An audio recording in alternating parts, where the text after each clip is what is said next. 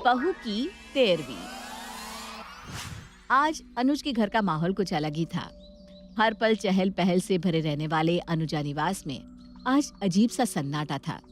घर के हॉल में घर की इकलौती बहू अंकिता की तस्वीर पर माला चढ़ी हुई थी और सामने अगरबत्ती जल रही थी जो किसी भी पल बुझने ही वाली थी कि तभी प्रेम जाकर एक नई अगरबत्ती को जलाता है।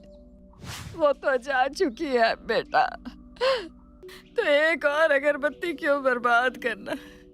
जितना मैं अंकिता को जानती थी उसे ये बेकार का नुकसान पसंद नहीं आएगा, और ऐसे भी उसे धुएं से तो एलर्जी भी थी। रहने दे। ये क्या बोल रही हो मम्मी? अब तो तुम्हारी कंजूसी से बाज आ जाओ मम्मी। आज तुम्हारी बहू की तेरहवीं है, आज उसकी फोटो पर भी फूलों का हार चढ़ाने नहीं दिया। बेचारी मेरी अंकिता प्लास्टिक के माले को पहन कर बैठी हुई है। बताइए भाभी जी, मुझे बोल रहा है कि असली फूलों की माला नहीं पहनाई फोटो पर। अरे भाई, रोज रोज माला बदलने से अच्छा है सीधा एक ही बार में प्लास्टिक की माला पहना दो। कम से कम फोटो पर हमेशा एक माला तो रहेगी। अरे कोई सस्ती आती है क्या प्लास्टिक की माला? 120 रुपए की पड़ी है। ऊपर से इस फोटो को निकलवा कर प्रिंट कराया, उसका अलग खर्च। देख कर लगता है क्या कि बहू नहीं रही? पर अनुजा जी, अंकिता को अचानक हुआ क्या? अंकिता भूत! कंजूस औरतें तो आपने कई देखी होंगी, पर अनुजा जैसी कंजूस औरत देखने के लिए कम से कम आपको 100 बार और जन्म लेना होगा, क्योंकि ऐसी औरतें हर 100 साल में एक बार ही जन्म लेती हैं। अब आप सोच रहे होंगे कि 100 साल ज्यादा नहीं हो गए? अरे भाई, अब कंजूसी से इतने पैसे कोई बचाएगा तो उन पैसों को स्वर्ग में बैठकर इस्तेमाल करने में 100 साल तो लग ही जाएंगे, है ना? तो चलिए आपको ले चलते हैं अनुजा के पास, जो अभी भी कहीं बाजार में कंजूसी ही कर रही होगी। 2 पीस नींबू लिया है तुझसे, और तू 7 मिर्ची देने में जन प्राण त्याग रहा है, हैं? क्या बोल रही हो चाची, मजाक है क्या? 2 नींबू आते हैं 10 रुपए के, और 40 रुपए की तो 100 ग्राम मिर्ची आती है। 100 ग्राम में चढ़ती कितनी मिर्ची है? 10 रुपए का सामान लेकर 15 रुपए की मिर्ची मांग रही हो तुम। अरे बोलने के पहले जरा सोच तो लिया करो। अरे चल चल, ये गणित मुझे मत सिखा। अकेले समझकर मुझे ठग रहा है। रुक, अभी तेरी अकल ठिकाने लगाती हूँ। देख रहे हो भैया, मुफ्त की मिर्ची भी नहीं दे रहा। अरे 4-5 मिर्ची दे ही देगा तो क्या चला जाएगा इसका? क्यों रे श्याम, क्यों 2-4 मिर्ची के लिए जान दे रहा है? देते, अब इतना सामान लिया है बहन जी ने तो जरा सा धनिया पत्ता और मिर्ची देने में तेरा क्या ही चला जाएगा? इतना सामान? अरे ये थैलिया वाला सामान मुझसे नहीं लिया इन्होंने। मुझसे तो उन्होंने बस 2 नींबू लिए हैं। वो भी कह रही है कि 8 के 2 दे दो। अरे कहाँ से दे दो भाई? उसमें भी इनको मुफ्त में मिर्ची चाहिए। मैं जानता हूँ इनकी हरकतों को अच्छे से। 7 मिर्ची इसलिए मांग रही है क्योंकि कल शनिवार है ना। एक नींबू में 7 मिर्ची लगाकर दरवाजे में टांगना होगा, और वो मिर्ची भी ये खरीदना नहीं चाहती। अब इतनी कंजूसी करके कहाँ जाएंगी चाची आप? धत्तरी की, ये क्या मजाक है? सुबह सुबह मेरा समय बर्बाद कर दिया। 2 मिर्ची लेकर आप इस गरीब सब्जी वाले से बहस तो इस तरह कर रही है जैसे आपने 2 लाख की सब्जी ले ली हो। अरे ठीक है श्याम, तू नहीं दे रहा है ना मुझे मिर्ची, कोई बात नहीं, मुझे भी नहीं चाहिए तेरे नींबू। ले रख। सवेरे सवेरे ग्राहक का मूड खराब कर देता है। अब तू देखना, दिन भर ना एक फूटी कोड़ी की बिक्री नहीं होगी तेरी। और ये कहकर अनुजा आगे बढ़ जाती है।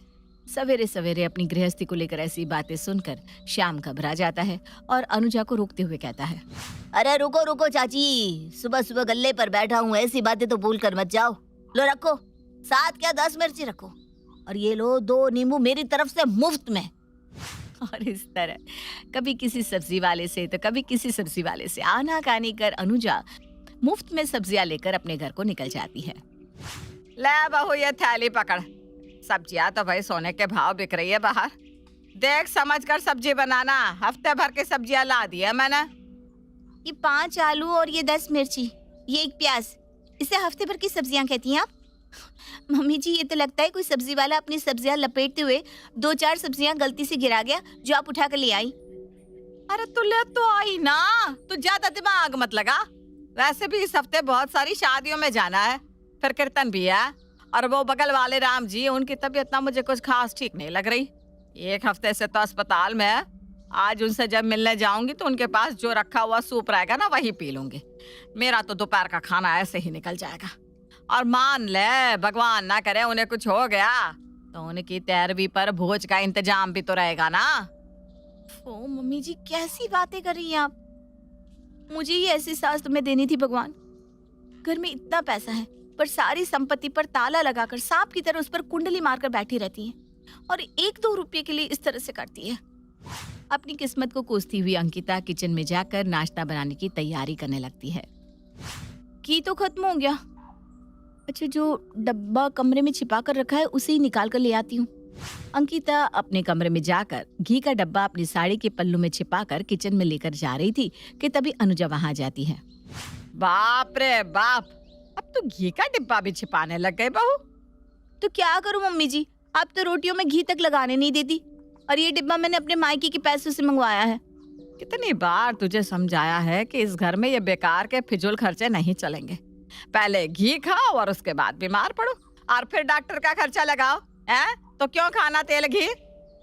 आप तो सोचती है कि मैं पानी में ही सब्जी बना दूंगी मम्मी जी, ऐसा नहीं होता।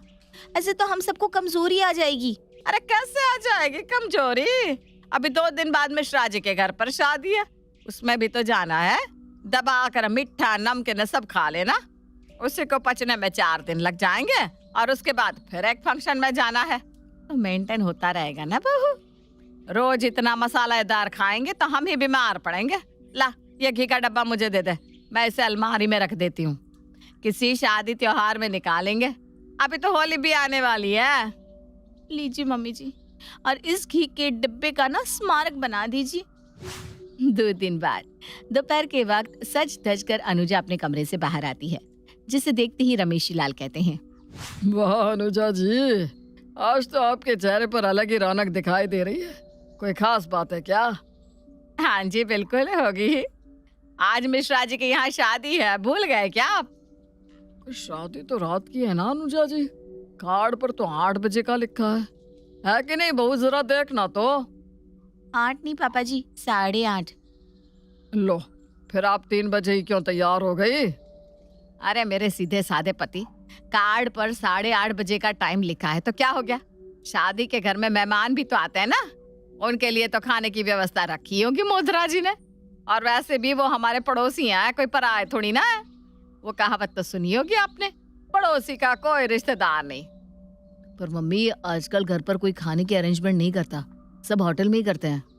अरे उनके घर पर हलवाई बिठा रखा है, मैं एक बार चक्कर मार कर आ चुकी हूँ। अच्छा खासा चाउमीन चाट रहा है, एक बार अच्छे से राउंड लगाकर खा पी कर आती हूँ। अंकिता, मुझे एक डब्बा तो दे दे। आपको तो मुझसे लिफाफा मांगना चाहिए था मम्मी जी, लड़की की शादी है, कुछ तो देना पड़ेगा। पर आप तो यहाँ मुझसे डब्बा मांग रही है। अरे काहे का लिफाफा? किसी ने प्रेम की शादी में एक फूटी कौड़ी नहीं दी थी मुझे, तो मैं क्यों दूं लिफाफा किसी को? और ये डिब्बा तो मैं तुम लोगों के लिए मांग रही हूँ। मैं वहां जाऊंगी तो चाउमीन मंचूरियन डब्बे में भरकर यहाँ लेते आऊंगी, तो दोपहर का हो ही जाएगा। तू ना कुछ खाने को मत बनाना, बेकार में खाने का नुकसान होगा और मुझे बर्बाद बिल्कुल पसंद नहीं। 5 बजते ही तुम सब तैयार होना शुरू हो जाना, 7 बजे तक जाएंगे, तब तो शादी को पूरी तरह एंजॉय कर पाएंगे। कभी कभी मुझे समझ में ही नहीं आता अनुजा जी कि मैं आपको ब्याह कर लाया था या किसी जंग में हारने के बाद मुझे आपसे सम्मानित किया गया था। क्या क्या कहा? कुछ नहीं। आप जाइए, चाउमीन मंचूरियन खाइए, वरना कहीं खाना खत्म ना हो जाए। अनुजा खाली डब्बा लिए मिश्रा जी के घर पहुंच जाती है और चाउमीन मंचूरियन को डब्बे में भरकर अपने पर्स में रख लेती है। बाप रे बाप, ऐसी कंजूस औरत मैंने अपनी जिंदगी में आज तक नहीं देखी। मेन मार्केट में 2-2 बिल्डिंग है इसकी, फिर भी दूसरों की शादियों में डिब्बे भरती चलती है। वो तो रमेश लाल जी का मार्केट में अच्छा नाम है, वरना ऐसी औरत को कोई अपने घर में भी ना चढ़ने दे। और ये तो फिर भी शादी की बात है। वो राम जी की तबीयत कुछ खराब चल रही है ना, तो ये अनुजा उन्हें अस्पताल में देखने के बहाने जाती है और उनके लिए नर्स जो सूप लेकर आती है ना, वो सारा सूप ये पी जाती हैं। अब बताओ। अनुजा ने कंजूसी की हद पार कर दी थी। वो आए दिन अपनी कंजूसी की हद को बढ़ाई जा रही थी। एक दिन अंकिता अपनी सास से कहती है, मम्मी जी ठंड खत्म होने को आ गई है, अब गाजर भी सस्ते हो गए हैं, तो मैं गाजर का हलवा बना दूं? अरे बहू, वो शीतला माँ के मंदिर में आज प्रसाद बटेगा, शुक्रवार है ना, वहीं जाकर मीठा खा ले। अरे क्यों बेकार में खर्चा करवा रही है? और नमकीन खाना हो तो मम्मी जी? अरे तो रुक जा, शनिवार को शनि मंदिर से खिचड़ी ले आना। अच्छा, वाह वाह, यही सभी का अच्छा नॉलेज है आपको। अपनी सास की बात सुनकर अंकिता पलट कर आगे बढ़ जाती है। अब देखिए मम्मी जी, आपकी ये कंजूसी इस बात को कहाँ तक लेकर जाती है। 2-3 दिन बाद मम्मी जी याद है एक बार विमला आंटी हमारे घर वैष्णो देवी का प्रसाद लेकर आई थी। कितना स्वादिष्ट लगा था वो प्रसाद। वैसी पुड़िया मिल जाए ना तो मजा आ जाए, और वो हलवा। पर वैसा कुछ हम घर पर तो बना नहीं सकते ना, खर्चा हो जाएगा। प्रसाद खाना है ना, यहाँ अगल बगल जाकर पूछ, कोई ना कोई तो वैष्णो देवी से होकर आया ही होगा, उनसे मांग कर ले आ प्रसाद। और अंकिता प्रसाद की तलाश में निकल जाती है। सुबह से शाम और शाम से रात हो जाती है, पर अंकिता घर लौटती ही नहीं। रात को जब प्रेम और रमेशी लाल घर आते हैं तो अंकिता को घर में ना पाकर अनुजा से पूछते हैं, मम्मी अंकिता कहाँ है? मैं सुबह से उसके नंबर पर फोन भी कर रहा हूँ, उसका तो फोन भी नहीं लग रहा। अरे मुझे क्या पता बेटा, वो तो सुबह प्रसाद लेने निकली थी, अभी तक लौटी नहीं। एक बार बहू के मायके भी फोन करके पता कर लो, हो सकता है अपने मायके गई हो। बताओ, गई होगी फ्लाइट से, एक और नया खर्चा। ये लड़की ना हद है भाई। पूछ लिया मैंने पापा, वो अपने मायके नहीं गई है। प्रेम फौरन घर से बाहर निकलता है और इधर उधर अंकिता की तलाश करने लगता है। वो सबसे पहले अपने पड़ोसियों को जाकर उसके बारे में पूछता है। हाँ बेटा, अंकिता सुबह मेरे घर तो आई थी, पूछ रही थी कहीं वैष्णो देवी का प्रसाद मिलेगा क्या। मैंने बोला बेटा आजकल तो ऑनलाइन भी प्रसाद मिल जाता है, पर उसने कहा कि मम्मी जी ने पैसे खर्च करने को मना किया है, कहीं से मांग कर लिया ऐसा कहा है। मेरे मना करने पर वो आगे किसी और घर में प्रसाद मांगने चली गई होगी। प्रेम आगे जाता है और दूसरे घरों में पता करता है, और वहाँ भी उसे कुछ ऐसा ही जवाब मिलता है। पूरी रात प्रेम यहाँ से वहाँ अंकिता को ढूंढता रहता है, पर उसे बस एक नए घर का पता मिलता है, अंकिता नहीं। थक हार कर वो अपने घर लौट आता है। और भेजिए आप अंकिता को प्रसाद मांगने। कब आपकी ये आदत बदलेगी मम्मी जी, कब? आज आपकी इस कंजूसी के कारण न जाने वो कहाँ चली गई, पता नहीं किस हाल में होगी वो। कहीं बहू को कुछ हो तो नहीं गया? तू जा बेटा, पुलिस कंप्लेंट कर दे। दिन पर दिन बीतते जाते हैं, पर अंकिता का कोई अता पता नहीं मिलता, और सभी ये मान लेते हैं कि अंकिता अब इस दुनिया में नहीं रही। ऐसी भी क्या कंजूसी अनुजा कि तेरी बहू दुनिया छोड़कर ही चल बसी। रह गया ना प्रेम अकेला। मुझे तो लगता है वो जानबूझकर इस घर को छोड़कर गई होगी। अरे भाई, कोई क्यों ही रहना चाहेगा ऐसी सास के साथ। किसी को इस बात की खबर नहीं थी कि अंकिता कहाँ गई, और उसे मरा हुआ मानकर सभी आगे की रस्में पूरी करना शुरू कर देते हैं। एक खर्चा गया नहीं कि फिर एक और। अब मेहमान आएंगे, उनके लिए गद्दे तकियों का इंतजाम करो, भाड़े पर सब मंगवाना पड़ेगा, फिर चाय पानी भी देना होगा। अरे ये बहू मर कर भी ना खर्च बढ़ाकर चली गई। और इसी तरह 12 दिन बीत जाते हैं और होती है अंकिता की 13वीं। अनुजा निवास में हॉल में अंकिता की तस्वीर के आगे 2 अगरबत्ती जला दी जाती है, और सभी अंकिता की शोक सभा में शामिल हो जाते हैं। बता विमला, तू मुझे कंजूस बोलती है। सुबह से तीसरी बार अगरबत्ती खत्म हुई है, हर बार प्रेम नई अगरबत्ती जला रहा है। ऊपर से 120 रुपए की फूल की माला पहनाई अंकिता की तस्वीर को, फिर ये गद्दे, ये पर्दे, सब सफेद रंग का खर्चा। अरे भाई, मैंने तो बोला था रंग बिरंगी रहने दे चद्दर, क्या फर्क पड़ता है? पर नहीं, प्रेम को तो सब कुछ नियम से करना था। ऊपर से भोज के लिए बाहर हलवाई भी बिठा दिया उसने। अरे यह खर्चा होता देख मेरा तो कलेजा फटा जा रहा है। अपनी बहू की 13वीं पर अनुजा ऐसी ही बातें किए जा रही थी, तभी विमला को दरवाजे से कोई आता हुआ दिखाई पड़ता है, जिसका चेहरा देखते ही विमला की आवाज कांपने लगती है। अंकिता, भागो, भूत! अंकिता की 13वीं पर अंकिता को दरवाजे पर खड़ा देख सभी घबरा जाते हैं और पूरे घर में भागा दौड़ी मच जाती है। अंकिता, ये तुम हो? मैं सपना तो नहीं देख रहा? कहाँ चली गई थी तुम अंकिता? हमने तुम्हें कितना ढूंढा, तुम ठीक तो हो? तुम्हें जब वापस ही आना था बहू, तो गई क्या थी? हैं बता, हम यहाँ तेरी 13वीं भी कर रहे, कितना खर्चा हो गया। मैं रोज रोज पैसे जोड़ती थी इस दिन के लिए, सारे पैसे तो तेरी 13वीं पर खर्च हो गए। मतलब तू भूत नहीं, तू जिंदा है? तो तू कहाँ गई थी इतने दिनों? तब जाकर अपनी चुप्पी तोड़ती हुई अंकिता कहती है, मैं जब भी मम्मी जी से कुछ खाने की बात करती या कुछ भी मांगती, तो मम्मी जी हमेशा मुझे कहीं ना कहीं भेज दिया करती थी, और ऐसे ही एक दिन मुझे वैष्णो देवी का प्रसाद पूरी और हलवा खाने का मन हुआ। आप तो जानती ही हैं, मम्मी जी मुझे पूरियाँ घर पर बनाने देती नहीं, तो उन्होंने मुझे पड़ोसी के यहाँ प्रसाद मांगने को भेज दिया।